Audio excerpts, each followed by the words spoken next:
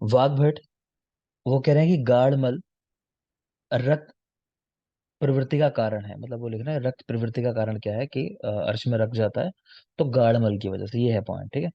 जिससे रोगी कैसा हो जाता है, भेग के समान बड़ वाला, तो भेकाब। भेग यानी मेढक, ठीक है। हीन वर्ण वाला हत ओजस, ये वर्ड बहुत जरूरी है। भेकाब और हत ओजस दोनों याद रखना कि ओज कम हो गया और भेग के समान वर्ण वाला हो गया। कलुष इंद्रिय, बाकी कुछ खास नहीं। अर्श प्राय कृत साध्य होते हैं, यही याद रखना है कि स्पेशली अगर पूछा जाए कि ये रोग प्राय कभी भी सुख साध्य नहीं होते, वो है भगंदर। असाध्य लक्षण देख लो, तो देखो अर्श जितना बाहर की वली का होगा उतना ही आसान होगा ठीक करना, जितना अभ्यंतर वली का होगा उतना ही ठीक करना मुश्किल होगा। प्लस अगर जन्म से है, सहज है मतलब, तो वो भी ठीक करना लगभग ना के बराबर, तो असाध्य कंडीशन है। तो एक दोषज बाहरी वली में सुख साध्य है, दुई दोषज दूसरी वली 1 वर्ष पुराना कृत साध्य है। तो ये भी देख सकते हो कि अर्श 1 वर्ष पुराना कृत साध्य है। नॉर्मली हम लोग 1 वर्ष पुराना साध्य आंसर लगाते हैं, लेकिन दो जगह हमने ऐसा देखा है कि 1 वर्ष पुराना रोग याप्य होता है। और दो कंडीशन कौन सी है बोलो। शोध। अर्धे 3 वर्ष पुराना शादी। अच्छी। याप्य, अच्छी आप ही होता है एक वर्ष। याप्य कहाँ कहाँ अच्छी। बताया आपको। शोध। शोध शतक्षीण बताया। और अच्छी। और एक और है वात्रक कैसे। बात। ठीक है ना, वात्रक शतक्षीण स्पेशली याद रखना इन दोनों को, ठीक है। देखो आगे कह रहे हैं सहज और तीसरी वली वाला और त्रिदोषज वाला जो होता है असाध्य होता है। ठीक है, तो यहाँ पे कृत साध्यता वाली बात आई 1 वर्ष पुराने में, ये स्पेशली याद रखोगे। अर्श में ऐसा है कि 1 वर्ष पुराना कृत साध्य है।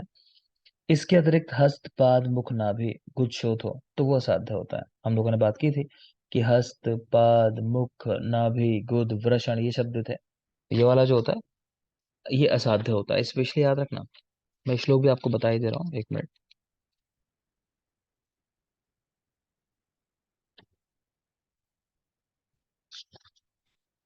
ये है श्लोक नंबर बेटा 26। हस्ते पादे मुखे नाभ्याम गुदे वृषणयोस्तथा, ऐसा करके है। एक वृषण शब्द भी ऐड कर लेना, यहाँ लिखा नहीं से रह गया है, तो वृषण भी लिख लेना। हस्त पाद मुख नाभि गुद और वृषण शोथ, तो वो कंडीशन असाध्य की होती है। नेक्स्ट है अर्श के उपद्रव। अर्श की वजह से क्या हो सकता है, बदगुदोदर, पढ़ा आपने पीछे भी कि अर्श बदगुदोदर का कारण हो सकता है। अष्टांग हृदय, अर्श का उत्कृष्ट उपद्रव, तो लिख रहे हैं उदावर्त। वायु की प्रधानता वाले कोष्ठों में अर्श के बिना भी ये उपद्रव हो जाता है। ठीक है, अगर वात प्रधान व्यक्ति है तो उसको कह रहे हैं वैसे भी हो सकता है, जरूरी नहीं कि अर्श की वजह से ही हो। चिकित्साओं में कृष्ण सर्प वसा का अभियान जरूरी है, याद रखेंगे। काले सांप की वसा, उसका अभियान करा रहे हैं। गजास्थि प्रलेप, गजास्थि प्रलेप। बिल्व अपथ्य है, बिल्व अपथ्य है। शुष्क अर्श में मस्सों का प्रक्षालन करने के लिए क्या यूज करते हैं, तो भंगा पत्र कषाय, याद रखना भंगा पत्र कषाय की बात हुई है। तो अर्श में प्रक्षालन के लिए क्या यूज करते हैं, कहने का मतलब भंगा पत्र को आता है। रक्तज अर्श में स्निग्ध शीत रूख शीत इस तरह की चिकित्साएं क्रमशः करनी चाहिए अगर वात और कफ का अनुबंध हो। तो ये क्या है, यह है व्यत्यास चिकित्सा जो हम बात करते हैं, अर्श में व्यत्यास चिकित्सा होती है। ठीक है, तो यहाँ स्निग्ध और रूक्ष का व्यत्यास कर रहे हैं, देखो स्निग्ध के साथ शीत, फिर रूक्ष के साथ शीत, इस तरह करके है ना। तो ये व्यत्यास कर रहे हैं, यहाँ भी देख सकते हो। प्रारंभ में रक्त रोकने से हानि, कह रहे हैं कि अर्श में रक्त को शुरुआत में नहीं रोकना चाहिए।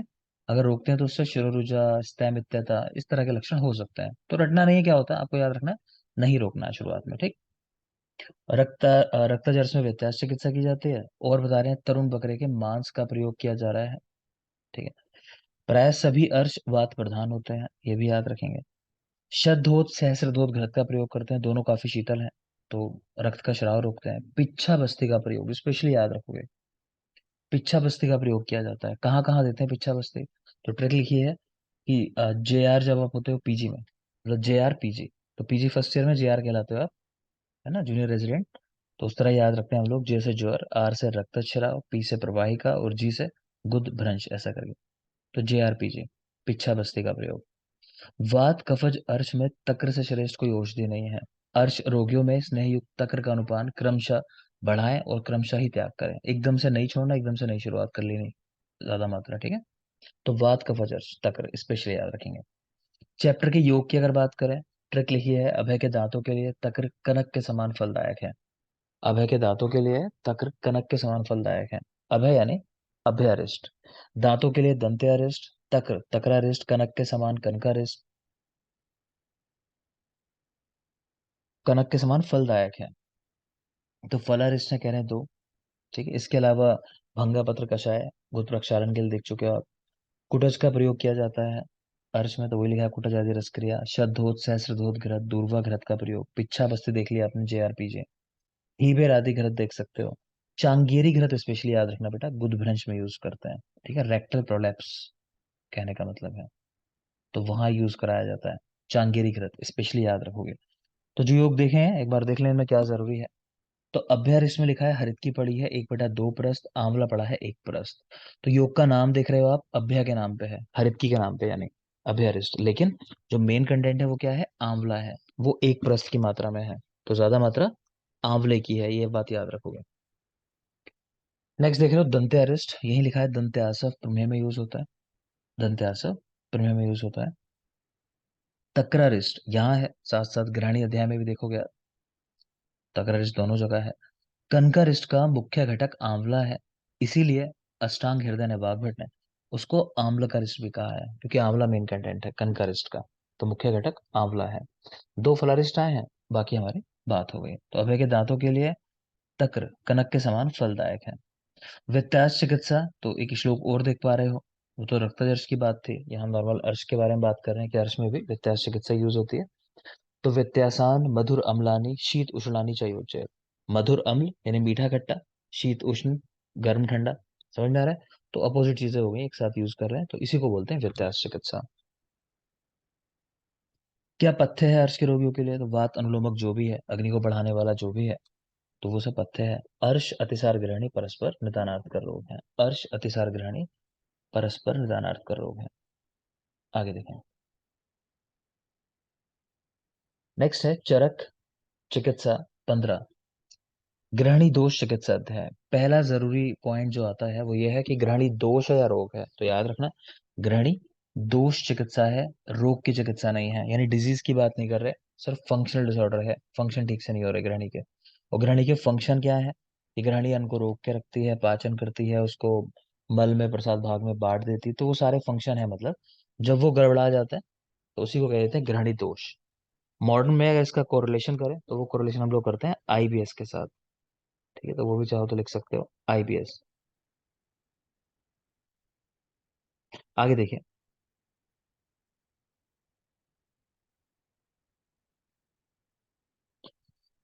वही लिख रहे हैं, it is a functional disorder, जो बात की थी हमने।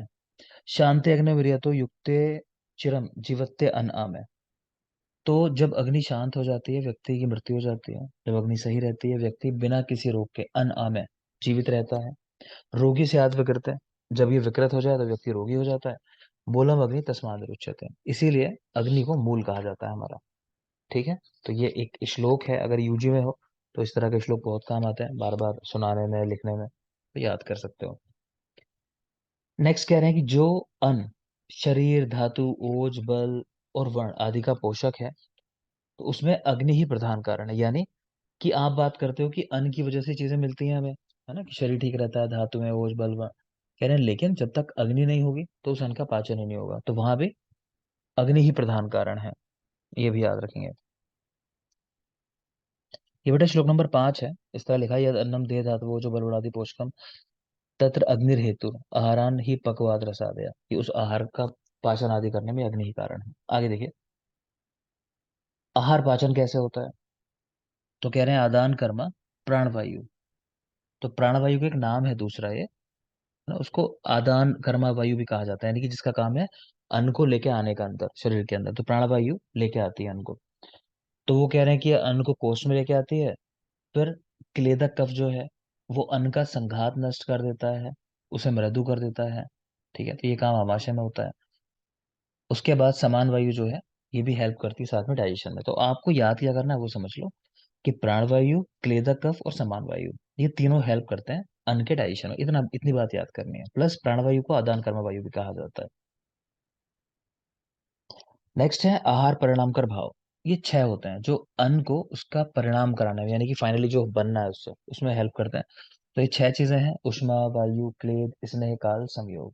ट्रिक लिखी है कि वात पित्त कफ, क्ले में स्नेह से योग करेंगे, तो वात पित्त कफ यानी वायु, पित्त मतलब उष्मा, और कफ तो क्लेद के लिख दिया है शायद, किले में स्नेह से योग करेंगे, किले में यानी क्लेद, स्नेह से स्नेह, योग करेंगे समयोग, कल कर लेना, ऐसा कर लो बात पे, कल किले में स्नेह से योग करेंगे तो ज्यादा बेटर हो जाएगा। ठीक है, बाकी हम तरीके से याद कर लेना। तो ये 6 चीजें हैं, उष्मा, वायु, क्लेद, स्नेह, काल और संयोग। तो इनको आहार परिणाम कर भाव कहते हैं। 6 चीजें हैं, ये बिल्कुल याद रखनी है। इसमें बेटा पॉइंट है, आपको लिखवाना है, 1 मिनट।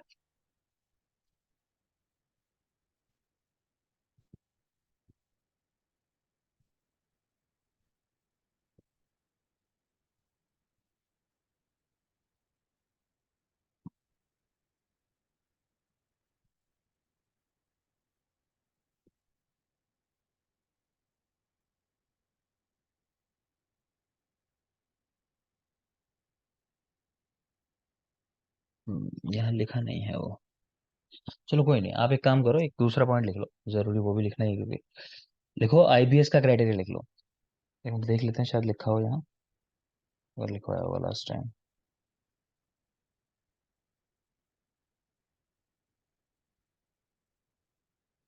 नहीं लिखा है, लिख लोगे आप। लिखो IBS.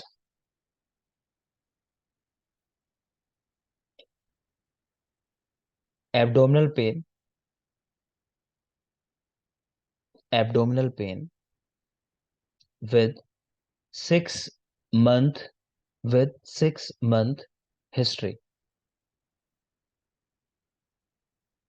6 month history.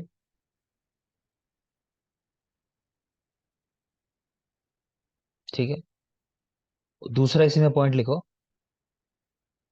Associated with 2 और मोर, ऐसे लिखो, एसोसिएटेड विद 2 और मोर सिम्टम्स। ये पॉइंट भी लिख लेना, अभी लिखवाऊंगा कौन से सिम्टम्स हैं, उनमें से 2 या 2 से ज्यादा होने चाहिए। प्लस पिछले 3 महीने में, यानी कि लिखो at least 1 day per week in last 3 months. फिर से एक बार बोल दे रहा हूँ, पूरी कहानी यह है कि जो समस्या हो रही है ना, वो कम से कम 6 महीने से हो रही हो, व्यक्ति को कम से कम 6 महीने से परेशान हो, एक बात। दूसरा, अभी करंटली जब वो आपके पास आया है तो कम से कम पिछले 3 महीने में वो एक दिन जरूर हफ्ते के अंदर परेशान रहा हो। पिछले 3 महीने में हिस्ट्री ऐसा था कि सर हर हफ्ते में लगभग एक ना एक दिन ऐसा होता है कि मैं परेशान होता हूँ। ठीक है, तो दोनों पॉइंट लिख लोगे। तो फर्स्ट है कि abdominal pain with 6 month history, plus at least 1 day, at least 1 day per week in sir last three sir months sir इसके बाद दोबारा बोल दो, एसोसिएटेड विद 2 और मोर सिम्टम्स। हाँ, फिर बोल रहा हूँ, थोड़ा सा वो लैंग्वेज बीच में उस तरह होगी, ठीक है, फिर बोल दे रहा हूँ, चलो। तो एक तो बेटा देखो, लिख लो, लिखो abdominal pain with 6 month history, ये लाइन लिख लो पहले, abdominal pain with 6 month history, plus, plus करके लिखो, plus at least, at least 1 day per week in last 3 months. जो पेन था वो एटलीस्ट 1 डे रहा per week in last 3 months, plus 2 और मोर सिम्टम्स। जो लिखवा रहा हूं इनमें से 2 या 2 से ज्यादा सिम्टम्स होने चाहिए। कौन से? तो फर्स्ट लिखोगे difficulty in defecation, difficulty in defecation. दूसरा, change in frequency of stool. और तीसरा, change in form of stool. मैं फिर समझा दे रहा हूँ, नहीं समझ आई तो बात। मैंने आपको 3 बातें बोली। एक बात मैंने आपको बोली, कम से कम 6 महीने की हिस्ट्री होगी। दूसरी बात बोली कि पिछले 3 महीने में हर हफ्ते एक दिन परेशान रहा कम से कम। तीसरी बात बोली कि जो 3 सिम्टम आपको बता रहा हूँ इनमें से 2 जरूर मिलेंगे। तो कौन से 3 है वो? तो एक मैंने बोला आपको कि डेफिकेशन में समस्या हो रही है, मतलब स्टूल पास करने में। ठीक है, कुछ भी। दूसरा, व्यक्ति बताएगा कि स्टूल की जो फॉर्म है वो चेंज हो गई है, या फिर फ्रिक्वेंसी चेंज हो गई है। ठीक है, फॉर्म या फ्रिक्वेंसी में चेंज आना। तो ये 3 कैरेक्टर और बोले आगे। ठीक है, अब इसके भी टाइप हैं, चाहो तो एक बार लिख सकते हो, मैं बोल देता हूँ। लिख लो आईबीएस, लिख लो आईबीएस। 3 टाइप बता रहा हूँ, एक है डी, एक है सी, और एक है एम। ठीक है, तो एक है आईबीएस जहां पे अभी डायरिया चल रहा है, मतलब लूज स्टूल पास हो रहा है। दूसरा है जिसमें कॉन्स्टिपेशन हो रहा है, बहुत हार्ड स्टूल पास हो रहा है। और तीसरी कंडीशन है मिक्स्ड, है ना। कभी कुछ स्टूल ये तो हार्ड हो रहा है, कुछ ऐसा हो रहा है कि फिर बहुत लिक्विड मल है उस तरह का है ना। तो इस तरह की चीज हो रही है कि एक बार में है, तो उस तरह की चीज है। क्लियर है? सवाल नहीं पूछता मैंने, क्राइटेरिया जो बताया वो आप याद, रोम्स क्राइटेरिया बोलते हैं उसको, चाहो तो लिख सकते हो रोम्स क्राइटेरिया, इसका नाम है roams criteria. ROME apostrophe S, roams criteria होता है IBS का, ठीक है। Roams criteria. तो 6 महीने और पिछले 3 महीने में एक दिन एक्टिव, इतना बस मेरे याद रखना है। आगे आ जाओ, जहां पढ़ रहे थे वहीं कंटिन्यू करते हैं। किसी को समस्या तो नहीं, सबका हो गया ना ये पॉइंट जो मैंने बोला? अभी रह गया तो पूछ लेना। ठीक है, देखते हैं आगे। यही लिखे हैं बेटा, बल वृद्धि कर भाव। बल वृद्धि कर भाव 13 है, ये विमान स्थान में पढ़ते हैं हम लोग, आप बस यहाँ याद रखोगे सीधे। शरीर वृद्धि कर भाव 4 है, सीधे याद रखना है। बल वृद्धि कर 13, शरीर वृद्धि कर 4। जठराग्नि, भूताग्नि, धात्वाग्नि, ये इनके कार्य करने का क्रम है। ये किस तरह काम करती हैं शरीर में? पहले जठराग्नि काम करती है, उसके बाद भूताग्नि, और लास्ट में धात्वाग्नि। और आपको बता चुका हूँ, वाग्भट ने कहा है कि धात्वाग्नि जब भी मंद होगी तो धातुओं की वृद्धि होगी। ये पॉइंट भी याद रखना। धात्वाग्नि मंद तो धातुओं की वृद्धि। आगे चलें। चक्रपाणि ने रस के स्थायी और पोषक भेद दिए। ये क्या है कि कुछ जो हम खाते हैं वो जाके धातुओं को बढ़ाने का काम करता है, परमानेंटली स्टोर हो जाएगी चीज। कुछ है शरीर का पोषण करने में यूज हो जाती है, ठीक है, डेली जो नीड्स है उनसे मिलने में। तो चक्रपाणि ने रस के स्थायी और पोषक भेद किए, आपको याद होना चाहिए किसने किए? चक्रपाणि ने किए। अवस्था पाक का प्रथम उल्लेख चक्रपाणि ने किया। अवस्था पाक क्या है कि आप जब भोजन करते हो तो क्या क्या स्टेजेस होती हैं उसकी, ठीक है। तो वो चक्रपाणि ने उल्लेख किया अवस्था पाक। तो कह रहे हैं शुरुआत में मधुर अवस्था पाक होता है जब कफ बनता है, और ये प्रोसेस आमाशय के अंदर होती है। फिर अम्ल अवस्था पाक होता है जहाँ पित्त बनेगा, प्रोसेस पश्चिम अनाशय में होती है। और तीसरा कटु अवस्था पाक है लास्ट में, जहाँ वात बनता है, प्रोसेस पक्वाशय के अंदर होती है। तो याद रखेंगे अवस्था पाक, चक्रपाणि, प्रथम उल्लेख। वाग्भट का वही पॉइंट लिखा है कि धातुवाग्नि मंद होने पर धातुओं की वृद्धि होगी, लेकिन वो धातुएं कैसी होंगी? आम धातुएं होंगी, वो अच्छी धातुएं नहीं होंगी। आम धातु कहलाती हैं क्योंकि अग्नि मंद है। और धात्वाग्नि तीव्र होती है, धातुओं का क्षय होता है, जैसे हाइपरथायरॉयडिज्म, ठीक है। आगे चलिए। भूताग्नि और धात्वाग्नि का स्थान कहाँ है? तो यकृत में। भूताग्नि और धात्वाग्नि का स्थान कहाँ है? तो कह रहे हैं यकृत के अंदर स्थान होता है इनका। आहार के दो हिस्से हैं, मल भाग और प्रसाद भाग। तो मल मतलब मल यानी मल, वेस्ट प्रोडक्ट। और प्रसाद भाग यानी जो शरीर के काम में आने वाला है। तो कह रहे हैं उसके भी दो हिस्से होते हैं, स्थायी पोषक, अभी देखा आपने चक्रपाणि का। तो स्थायी शरीर को बढ़ाने वाले और पोषक शरीर का फंक्शन कराने में जो यूज हो रहे हैं। आगे चलिए। न्याय, कल सारे पढ़ा दिए थे आपको, तो मैं डिस्कशन नहीं करूंगा, कल बात होगी न्याय के बारे में। आगे देखो। कह रहे हैं कि वृक्ष आदि औषध द्रव्य प्रभाव से शीघ्र ही शरीर का पोषण करते हैं, ठीक है। और कह रहे हैं ऐसा ही विरेचक औषधियां भी करती हैं कि तुरंत ही अपना प्रभाव दिखाती हैं लेने के बाद, ठीक। कुछ लोग ऐसा कहते हैं कि नहीं, ये टाइम जो है 6 रात्रि का है। लेकिन हमारे यहाँ जो सही आंसर इसका माना गया है चरक के अनुसार, तो उन्होंने लिखा है कि, अच्छा ये तो नहीं, ये तो ठीक ही है, जो ऊपर पॉइंट लिखा है वो तो ठीक ही है।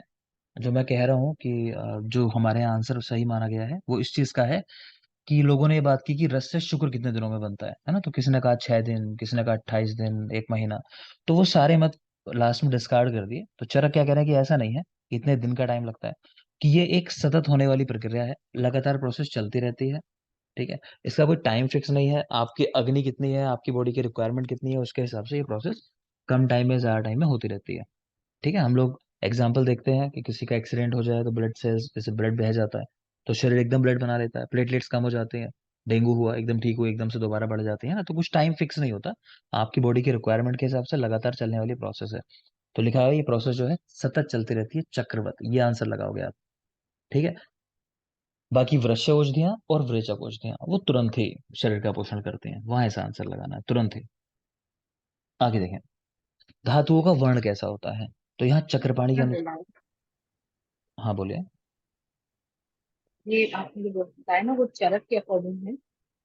हाँ बेटा, चक्र चरक के अकॉर्डिंग है, जो मैं पढ़ा रहा हूँ चरक के अकॉर्डिंग है पॉइंट यहाँ। ये है श्लोक नंबर 2021, देखना चाहो तो वहां देख सकते हो, 20-21 नंबर श्लोक में। आगे चलिए। धातुओं का वर्ण। तो धातुओं का वर्ण क्या होता है? तो रस धातु कह रहे हैं श्वेत वर्ण की होती है, आपको शायद ध्यान आ रहा हो। कि रंजक पित्त जो होता है उसका स्थान है यकृत के अंदर, प्लीहा के अंदर, हम ऐसा पढ़ते हैं ना, और उसका रंजन जो होता है वो जाके हृदय के अंदर होता है। और यकृत में किसने स्थान बताया रंजक पित्त का, बोलो? शारंध्र। सारंगधर ने। ठीक है। सारंग तो रंज सारंग ठीक है बेटा, तो रंजन जाके हृदय में होता है, यानी कलर वहां आता है। तो उसके पहले कैसा है रस? व्हाइट कलर का है, श्वेत वर्ण, तो ऐसा याद रख सकते हो, तो रस श्वेत वर्ण का है। मज्जा कैसे वर्ण की होती है? तो रक्त वर्ण की है, इजी है याद करना। मज्जा यानी बोन मैरो, बोन मैरो हम ब्लड के साथ रिलेट करते हैं कि ब्लड बनता है वहां, तो ब्लड यानी रेड, उस तरह करके याद कर सकते हो। तो मज्जा रक्त वर्ण। आगे देख पा रहे हो, महाभूत की प्रधानता लिखी है चक्रपाणी के अनुसार कि किस धातु के अंदर किस महाभूत की प्रधानता है। ठीक है। तो रस के अंदर लिखा है जल, रक्त में अग्नि और जल, मांस पृथ्वी, मेद पृथ्वी जल, अस्थि पृथ्वी और वायु, स्वेद मज्जा जल, स्तन शुक्र जल, आर्तव मूत्र जल और अग्नि। तो इनमें कॉन्सेप्ट क्या है? देखो, सबके अंदर जल है, जो भी लिक्विड फॉर्म में होती है ज्यादातर चीजें। ठीक है, सब जल वाली होंगी। प्लस जहां भी आपको लगता है कि साथ में कलर है, तो कलर करने का काम हमेशा अग्नि का होता है, तो वहां अग्नि साथ में जुड़ जाएगी। ठीक है। तो देख लोगे एक बार, तो देखो रस है जैसे, तो जूस को मान लो अगर सिंपल याद करने के लिए, तो जूस क्या होता है भाई? पूरा लिक्विड ही होता है। इवन हमने सोरस भी पढ़ा था, अगर सारंगधर ध्यान कर पा रहे हो, तो वहां कल्पनाएं आपको पढ़ाई थी, किस कल्पना में किस महाभूत की प्रधानता है। चलो बता दो शिवांगी, चूर्ण कल्पना किस महाभूत का प्रधान है? वायु और पृथ्वी। नहीं बेटा, और कोई? वायु और अग्नि और पृथ्वी। पृथ्वी। सिर्फ पृथ्वी है। पृथ्वी। है ना, अग्नि क्या करेगी वहां? सिर्फ पृथ्वी। आपसे ऐसा बताया था मैंने कि चूर्ण जो है, मतलब उसको एक तरीके से आप एक लेमैन के सामने ले जाओ, एक आम आदमी के सामने ले जाओ जो नहीं जानता आयुर्वेद। आप बहुत फाइन पाउडर करो, चूर्ण करो और फैला दो, तो यही कहेगा किसने मिट्टी बिखेर रखी है, क्या है मिट्टी जैसा, ऐसे तो बोलेगा वो देख के उसको। है ना, तो मिट्टी मतलब पृथ्वी, ऐसा करके रिलेट कर सकते हो। ठीक है ना। तो खैर वापस आ जाते हैं, चलो। तो रस के अंदर जल है, वहां आपको मैंने पढ़ाया था सूरज कल्पना, वहां जल महाभूत की प्रधानता थी। सेम यहाँ भी इस तरह याद कर सकते हो। रक्त की बात आएगी, तो रक्त में जल तो हो गई, लिक्विड तो है ही, साथ में कलर आ गया, तो अग्नि भी आ गई देखो, जल के साथ। ठीक है। और नीचे आ जाओ, स्वेद है, तो स्वेद क्या होता है? कलरलेस होता है, तो जल है वहां खाली, देखो साथ में मज्जा भी है, देख लेना उसको। स्तन्य है और शुक्र है, तो शुक्र जैसे और स्तन्य जैसे अगर बात करें, तो जल ही दोनों के अंदर है, क्योंकि कलर मतलब वैसे देखो तो व्हाइट कलर है मतलब, है ना, तो उस तरह सोचो तो जल ही महाभूत है और कोई अग्नि नहीं आई साथ में, कहने का मतलब है। तो कलरलेस की तरह ही ट्रीट कर सकते हो। तो स्तन्य और शुक्र दोनों में जल महाभूत की प्रधानता। आर्तव और मूत्र, ठीक है, तो आर्तव सेम ब्लड है, तो ब्लड यानी वही जल और अग्नि। और मूत्र की अगर बात करें, तो मूत्र भी, उसमें भी कलर होता है अपना, है ना, स्टर्कोबिलिनोजन या जो भी चीज इस तरह की जाती हैं उनकी वजह से, तो मूत्र है, तो उसमें जल और अग्नि वहां भी हो गए, कलर आ गया वहां भी, यूरोबिलिनोजन जाता है ना, माफ करें। तो जल और अग्नि, आर्तव और मूत्र के अंदर जल और अग्नि वहां भी हो गया। ठीक। मांस देखोगे, मांस के अंदर पृथ्वी है, मेद के अंदर पृथ्वी के साथ जल जुड़ जाएगा, अस्थि के अंदर पृथ्वी के साथ वायु जुड़ जाएगी, याद रखना आपको। तीनों में पृथ्वी है, लगातार आती है तीनों धातुएं, मांस मेद अस्थि, तीनों में पृथ्वी कॉमन है। मेद के अंदर साथ में जल है। अस्थि में हम ऐसे याद रखेंगे कि आप जानते ही हो कि अस्थियां जो होती हैं वो वायु का स्थान है, वाग्भट ने बताया है, आश्रय आश्रय भाव संबंध दोनों का, कि जब एक बढ़ती है चीज दूसरे को बढ़ना चाहिए, लेकिन ये अपवाद है अस्थि और वायु। अस्थि बढ़ने पे वायु का क्षय होता है, या वायु के बढ़ने पे अस्थि का क्षय होता है। क्लियर? तो ये ऑलरेडी आपको याद ही होगा, तो यहाँ से याद रखोगे। तो याद रखना है, इसको थोड़ा पढ़ लेना, याद करना है, जरूरी है, सवाल आता है इस पे। यहाँ भाव प्रकाश के अनुसार लिखिए प्रधानता, देखो इस पे नहीं आता सवाल, आपको चक्रपाणी वाला याद रखना है। फिर भी इसको एक बार पढ़ लेते हैं। इन्होंने क्या कहा? इन्होंने रक्त में और मूत्र में अग्नि की प्रधानता कही है, तो जल हटा दिया। ठीक है, सिर्फ अग्नि की बात कर रहे हैं यहाँ पे। मांस में पृथ्वी, मेद में पृथ्वी प्लस जल, अस्थि के अंदर पृथ्वी प्लस वायु के अलावा अग्नि भी जोड़ दी। तो हम ऐसा याद रखते हैं कि भाव प्रकाश ने क्या किया, कि जो भी नाम आ से शुरू होते हैं ना, उनमें साथ में अग्नि जोड़ दी। जैसे यहाँ देख रहे हो, आ से अस्थि, तो अग्नि इसके अंदर डाल दी। ठीक है। आ से आर्तव है, तो यहाँ पे अग्नि है, होनी थी, चलो उसमें तो वैसे भी याद कर सकते हो, तो आ से अस्थि वाले में भी अग्नि कर दी, इतना याद कर लो चाहो तो। मज्जा शुक्र रस स्तन है, उन सब के अंदर वही जल ही है। तो सेम वैसे ही कहा है चक्रपाणी की तरह, थोड़ा सा डिफरेंस कर लिया। डिफरेंस ये किया कि रक्त और मूत्र के अंदर ना जल हटा दिया, सिर्फ अग्नि रखी है रक्त और मूत्र के अंदर। अस्थि में वायु के साथ अग्नि भी जोड़ दी, और तो कोई डिफरेंस है नहीं इनका। मन है करना चाहो तो, ठीक है, आगे चलते हैं। सुश्रुत वाग्भट, अजीर्ण चार तरह के बताए। अजीर्ण सब समझते हो, सिंपल भाषा में कहे तो जो खाया वो डाइजेस्ट नहीं है। ठीक है, तो अब वो अजीर्ण देख लो कितने प्रकार के हैं। तो कह रहे हैं एक होता है विष्टब्धाजीर्ण जिसका कारण है वायु दोष, एक है विदग्धाजीर्ण पित्त की वजह से, आमाजीर्ण कफ की वजह से, और एक है साशेषाजीर्ण। ये कह रहे हैं कि मतलब अभी नेचुरल जो जीर्ण होता है एक तरीके से उसको मान सकते हो आप। ठीक है, कि उसमें आपने नींद पूरी नहीं ली है, मान लो कि रात को 3 बजे तक पढ़े आप, बहुत मोटिवेटेड हो गए मेरे प्रीवियस सेशन से आप लोग, तो आपने कहा कि नहीं आज पढ़ेंगे, 3 तक पढ़े, सुबह उठ भी गए 5 बजे, तो खाया था वो डाइजेस्ट नहीं हुआ, तो वो वाला, तो उसमें क्या करना है। ठीक, तो चिकित्सा क्या करते हैं इसके अंदर, तो हम याद रखते हैं कि सा बल शयन, कि आप सोने को तैयार नहीं हो, पढ़े जा रहे हो पढ़े जा रहे हो, घर वाले आए जबरदस्ती पकड़ा आपको कि नहीं सोना ही पड़ेगा बेटा, लाइट बंद कर गए, है ना, आपको जबरदस्ती लेटा दिया कि नहीं सोना पड़ेगा आज तुमको, तो सा बल शयन करा दिया। तो सा बल यानी सा से स्वेदन, वा से वमन, ला से लंघन, सा बल शयन यानी शयन। इजी ट्रिक है कैसे, हम क्रमशः दोष के साथ याद रखते हैं कि वात पित्त कफ के अंदर क्या चिकित्सा करते हैं, साबल, और लास्ट में है शयन, मतलब है ना, साबल यानी सा से स्वेदन, वा से वमन, और ला से लंघन, और शयन यानी शयन। इधर कैसे याद रखोगे कि दोष क्या है, देखो कोई चीज विस्टब्ध हो जाना उसका मतलब होता है रुक जाना, है ना, जैसे आंखें विस्टब्ध की विस्टब्ध रह गई, मतलब खुली की खुली रह गई, इस तरह वाली बात होती है, वो वात की वजह से होती है, चीजें रुक जाती हैं जो, जैसे हम मल संग पढ़ते हैं, किसी को कॉन्स्टिपेशन वो वात की वजह से होता है, क्लियर। तो विस्टब्ध होती है चीजें वात से, तो विस्टब्धा जीर्ण वात की वजह से होता है। दूसरा है विदग्ध, विदग्ध यानी जल जाना, तो जलोगे किससे, पित्त से ही जलोगे, तो पित्त की वजह से होता है विदग्धा जीर्ण। और लास्ट है आमा जीर्ण, तो आम को तो नॉर्मली हम कंसीडर यही करते हैं कि वो कफ ही होता है, मतलब कफ की अधिकता होती है, उसी को आम कह देते हैं, तो इजी है। तो चार अजीर्ण है सुश्रुत वाग्भट के, चिकित्सा आपको बताई सा बल शयन, क्रमशः वात पित्त कफ के लिए, और लास्ट में शयन। ठीक, योग रत्नाकर की बात करें तो उन्होंने भी चार ही प्रकार के अजीर्ण बताए हैं। डिफरेंस क्या कर दिया कि जहां पे हम कर रहे थे सा बल शयन, बलपूर्वक सुला रहे थे, तो अब की बार सा लव शयन हो जाएगा, यहाँ लव कर दिया बल की जगह, मतलब विदग्धा जीर्ण में लंघन कर दिया और आमा जीर्ण में वमन कर दिया, तो इन दोनों को उल्टा कर दिया। तो बल से नहीं लव से, प्यार से सुला रहे हैं, क्या कि बेटा बहुत पढ़ लिए, है ना, अब सिलेक्शन हो जाएगा तुम्हारा, इतना कुछ हो चुका तुम्हारा, सो जाओ कोई बात नहीं। तो योग रत्नाकर ये लव से सुलाते हैं, प्यार से, लंघन और वमन। आगे देखो आचार्य काश्यप, अगेन मैं कह रहा हूँ कि सुश्रुत वाला पॉइंट ही जरूरी है। हम जब कहीं पढ़ते हैं तो 3 4 आचार्यों के अनुसार पढ़ते हैं, लेकिन जो जरूरी बात होती है वो किसी एक आचार्य की ज्यादा जरूरी होती है, उसी को याद रखा जाता है मेनली। तो यहाँ चरक ज्यादा जरूरी है, जब वो याद कर लो, सॉरी सुश्रुत ज्यादा जरूरी है, जब वो याद कर लो तब बाकी को देखना कुछ उन्होंने कहा या नहीं कहा है। ठीक है, तो वो बेस बनाना अपना। काश्यप देखेंगे अजीर्ण इनके भी चार तरह के, आमाजीर्ण, विदग्धाजीर्ण, श्लेष्माजीर्ण और रश्येषाजीर्ण। ठीक है, चिकित्सा लिखिए लंघन, शयन, स्वेदन और शोषण। ट्रिक लिखिए सामने याद करने के लिए कि शोषित स्वेदन कराकर सोने लगे, कि कुछ व्यक्ति थे जिनका शोष हो रहा था, शरीर सूख रहा था, तो वो स्वेदन करा के सोने लगे। होता है ना अक्सर लोग मालिश सिकाई ये चीज करा के नींद आने लगती है, कई लोग को तो उठाना पड़ता है सर्वांग स्वेदन में, रुट जाओ हो गया तुम्हारा सर्वांग स्वेद, तो ऐसा वाला मान लो, तो शोषित स्वेदन करा के सोने लगे, शोषित यानी शोषण, स्वेदन करा के तो स्वेदन, सोने लगे सोना यानी शयन, और लगे मतलब ला से लंघन, ऐसा। तो क्रमशः ये नीचे से ऊपर की तरफ है, पीछे हमने सुश्रुत वाले में याद किया था वात पित्त कफ में, है ना, और रस शेषा जीर्ण में या सा शेषा जीर्ण के अंदर, यहाँ पे कैसे नीचे से ऊपर की तरफ कि शोषित स्वेदन करा के सोने लगे।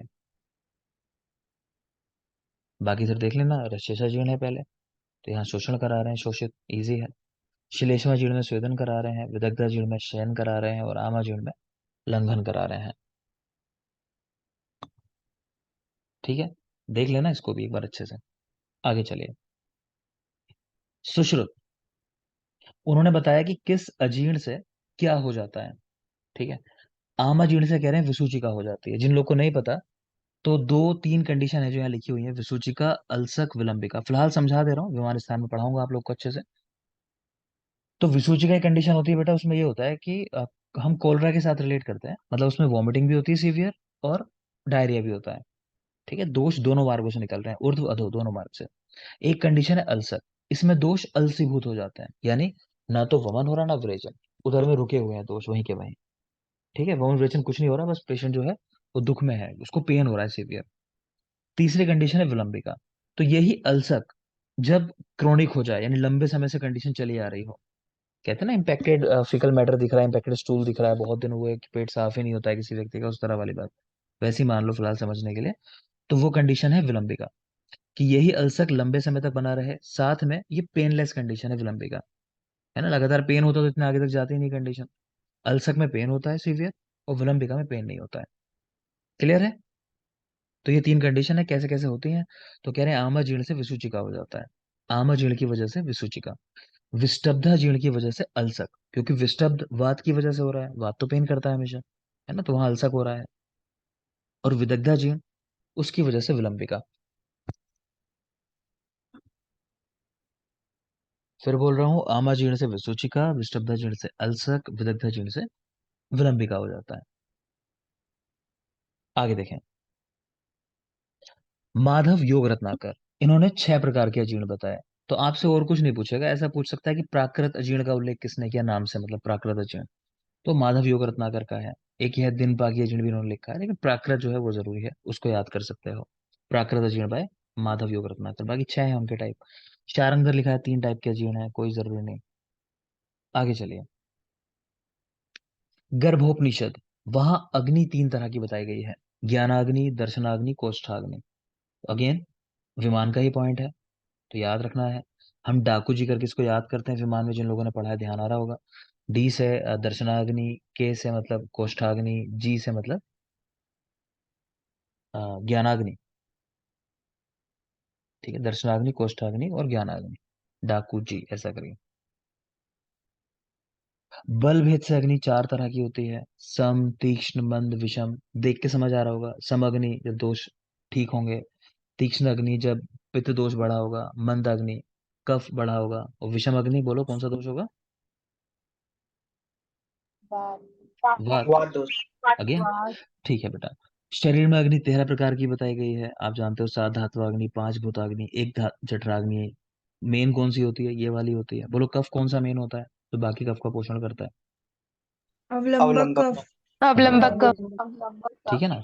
चलो टाइम ब्रेक का हुआ, एक ब्रेक लो। ये पॉइंट आपके पढ़े हुए हैं या फिर जो कम जरूरी थे उस तरह थे, इसलिए इस तरह पढ़ाया।